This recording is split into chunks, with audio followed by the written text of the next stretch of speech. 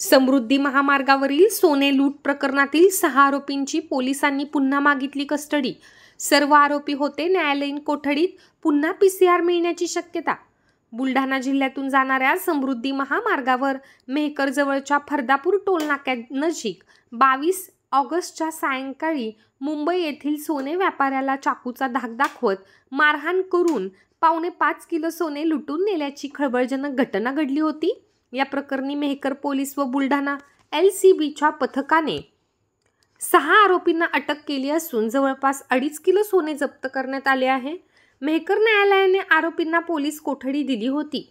ती संपल्यानंतर न्यायालयीन कोठडीत आरोपींची रवानगी बुलढाणा येथील जिल्हा कारागृहात करण्यात आली होती।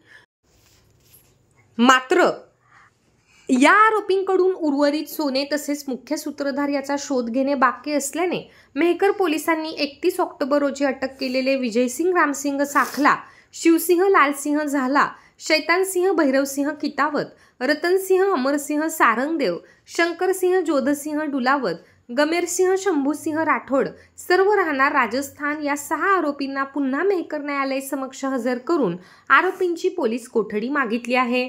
न्यायालयाने आदेश राखून ठेवला असून येत्या 2 दिवसात आरोपींना पुन्हा पोलीस कोठडी मिळण्याची शक्यता वर्तविण्यात येत आहे।